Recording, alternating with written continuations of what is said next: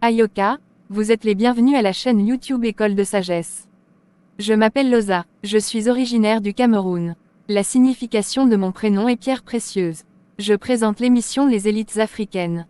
Cette émission a pour but premièrement de rendre visibles les élites africaines résidant aussi bien en Afrique qu'à l'étranger et deuxièmement à renforcer la confiance en soi du peuple noir. C'est une méthode didactique pour contrecarrer l'un des objectifs du colonialisme qui consiste à faire croire aux peuples colonisés qu'ils ne sont ni civilisés, ni intelligents, etc. Le peuple noir doit connaître et révaloriser ses propres génies qui ont révolutionné le monde avec leurs idées et leurs œuvres. Ces élites africaines sont les modèles et la fierté du peuple noir. Cette émission est un miroir qui reflète une partie de la vraie histoire du peuple noir, à savoir la vie des élites africaines que le colonialisme cache. Aujourd'hui je vais présenter l'élite afro-américaine William B. Purvis. Il était né en Pennsylvanie le 12 août 1838 aux États-Unis. Ses parents s'appelaient Joseph Purvis et Sarah Louisa Forton Purvis. Ils étaient en tout 8 enfants. Son grand-père maternel du nom de James Forton et son oncle paternel, Robert Purvis, militaient pour l'abolition de l'esclavage. Il était né au sein d'une famille aisée, intellectuelle et influente. En 1885, William créa une entreprise du nom de Sterling Paperback Company, grâce à ses inventions. Malheureusement l'entreprise connut la faillite en 1894 et son oncle Robert Purvis paya les dettes. L'une des œuvres importantes de William fut les améliorations qu'il apporta au stylo-plume. Les raisons qui le motivèrent à réaliser ces améliorations étaient de proposer un modèle simple, résistant et moins coûteux, que l'on pourra transporter dans sa poche. Ces améliorations optimisaient le transfert de l'encre à l'intérieur du stylo. Le stylo de William comportait un tube élastique, une pointe, un réservoir d'encre et de l'encre. Voici à quoi ressemblait le mécanisme de fonctionnement du stylo de William. Le tube élastique reliait le réservoir d'encre à la pointe plume. La vitesse et la force d'écriture de l'utilisateur influençaient l'absorption et la pression dans le tube. Cette absorption et pression avaient pour but de régulariser le débit de l'encre dans le stylo. En d'autres termes, l'excès d'encre était renvoyé vers le réservoir après l'utilisation du stylo. En réalité, ce nouveau stylo permettait une distribution uniforme de l'encre pendant l'utilisation, évitant ainsi les taches d'encre et l'effacement de l'écriture. Un brevet avait été délivré le 7 janvier 1890 à William pour cette amélioration de stylo. Ce stylo amélioré fut la plus grande invention de William. William fit d'autres inventions aussi. Par exemple, il était motivé par l'idée d'améliorer le processus de fabrication de sacs en papier. C'est ainsi qu'il obtint de 1884 à 1897 au moins 6 brevets différents liés aux améliorations apportées au processus de fabrication de sacs en papier. En août 1890, William obtint un brevet pour une machine à sacs en papier qu'il avait améliorée. Cette machine était capable de fabriquer des sacs à provisions à fond plat et en plus grand nombre. Le niveau d'automatisation de sa machine était supérieur à celui de toutes les machines précédentes. Sa machine à sac en papier utilisait une combinaison de 2 formeurs à aspiration dotés de surfaces perforées. Les extrémités du tube en papier étaient insérées entre ces surfaces et dotées de 2 rainures indépendants, disposées à des positions différentes sur la longueur des moules qui donnent sa forme au sac. Ces extrémités étaient décalées l'une par rapport à l'autre.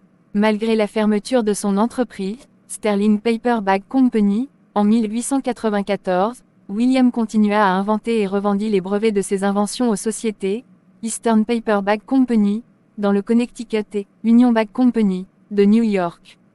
William déposa sa première demande de brevet en 1883 et cela concernait une amélioration du tampon manuel capable de se réapprovisionner en encre. Dans le domaine de la mécanique, William déposa 3 brevets liés au chemin de fer électrique, dont le dernier brevet fut déposé en 1897. William inventa le système ferroviaire électrique à conduit fermé et cela fut utilisé pour la première fois dans le New Jersey. Son invention était plus efficace et moins coûteuse. La dernière invention de William dans ce domaine utilisait un câble souterrain et une série d'aimants pour propulser les wagons. William créa une seconde entreprise très prospère dans le domaine de l'électrification ferroviaire. En 1901, William fonda la société, Union Electric Construction Company, et en fut nommé premier président. La nouvelle société de William était dédiée au développement de réseaux ferroviaires urbains. La société continua ses activités bien après sa mort. William n'a pas fondé sa propre famille. Il était très talentueux dans le domaine d'invention, car il en avait fait beaucoup malgré qu'il n'ait jamais suivi d'études supérieures. Il était autodidacte, car il s'apprenait soi-même les choses. En résumé, William avait obtenu plusieurs brevets, y compris pour une machine à faire des sacs à papier, un tampon à main, un interrupteur ferroviaire électrique et une fermeture à bagages, ainsi que des améliorations au stylo plume. William était aussi un componiste de chansons, car il écrivit en janvier 1914, les paroles d'une chanson intitulée « I'm Going Back Home Once More » sur une musique de Francis M. Myers. William Purvis décéda le 10 août 1914 à Philadelphie aux États-Unis. Leçon à tirer, William Purvis était très doué dans le domaine de l'invention. Il était aussi un homme d'affaires et un componiste de chansons. Voici quelques-unes de ses positives compétences que le peuple noir devrait imiter. Il avait eu un bon œil pour observer la vie quotidienne, il était très intelligent pour mener des réflexions sur certains problèmes quotidiens, il était très ambitieux et confiant en lui-même, il s'inspirait des problèmes quotidiens pour trouver des solutions par des inventions, le racisme de la société blanche américaine n'avait pas pu le freiner dans ses ambitions, c'était par amour pour l'humanité qu'il s'était investi pleinement à l'invention. L'émission est presque terminée. Cette émission enseigne une autre facette de la vraie histoire du peuple noir. Un exemple de cette facette est l'élite afro-américaine William B. Purvis dont les multiples inventions sont très utiles dans la vie quotidienne, dans la technologie ou la mécanique et dans le domaine artistique. Le colonialisme a toujours présenté le peuple noir comme étant un sous-peuple, sans intelligence alors que le monde moderne est influencé par les connaissances et valeurs culturelles africaines. Par conséquent, le colonialisme est un instrument de désinformation dont l'un des objectifs principaux est de déformer par différentes stratégies l'histoire du peuple noir. Ces stratégies sont par exemple l'école, la politique, les médias, les religions importées, etc. Pour clôturer, je vous présente mes meilleurs vœux pour cette semaine à travers une photo de spaghettis à la sauce d'épinards, puis cette citation de l'anticolonialiste Steve Biko, originaire de l'Afrique du Sud. Je cite, « L'arme la plus puissante dans les mains de l'oppresseur est l'esprit de l'oppressé. » Fin de citation. Le peuple africain doit être conscient qu'il doit se débarrasser de toute forme d'aliénation ou de prison provenant du colonialisme. C'est son devoir de révaloriser ses valeurs culturelles et même ses élites. Comment se fait-il qu'à l'école par exemple le programme scolaire enseigne très peu sur les élites africaines, ou que dans les publicités on parle très peu des inventions africaines, ou que dans la majorité des nations africaines les langues coloniales sont établies comme langues administratives, etc. Le peuple noir doit être conscient qu'il existe un mécanisme naturel que l'on appelle l'autorégénération. Ce mécanisme est observé aussi bien dans le règne végétal que dans le règne humain et le règne animal. L'autorégénération vient après une période de destruction, etc. Symboliquement, le colonialisme et toutes ses pratiques sont à considérer comme la destruction, l'impureté, la plaie, etc. Pendant que toutes les formes de lutte du peuple noir pour se débarrasser du colonialisme et de ses pratiques symbolisent le mécanisme d'autorégénération. Ainsi, c'est un devoir et un droit naturel du peuple noir de se débarrasser de toutes les pratiques destructives du colonialisme.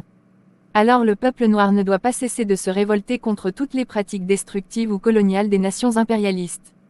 Dans le règne végétal, lorsque par exemple un feu de brousse brûle une forêt, une grande partie de la végétation est détruite.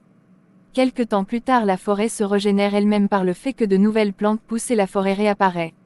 Dans cet exemple, le feu de brousse symbolise la destruction et la repousse de la végétation symbolise l'autorégénération.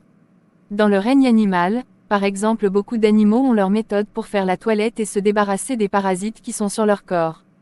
Ici par exemple, les saletés et les parasites représentent l'impureté, puis la toilette et l'élimination des parasites symbolisent l'autorégénération. Dans le règne humain, lorsqu'une partie du corps est blessée, le corps humain a ses propres méthodes pour cicatriser la plaie et lutter contre les infections. Dans ce cas, la blessure du corps humain et les bactéries symbolisent la plaie, puis le mécanisme de cicatrisation et de lutte contre les infections représente l'autorégénération.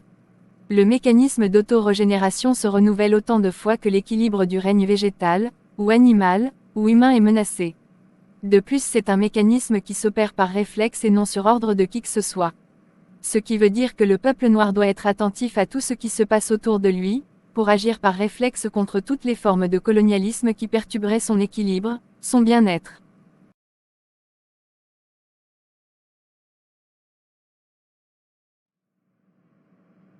Très chers abonnés, merci pour votre attention et veuillez partager cette vidéo au maximum à vos contacts pour l'instruction de plusieurs.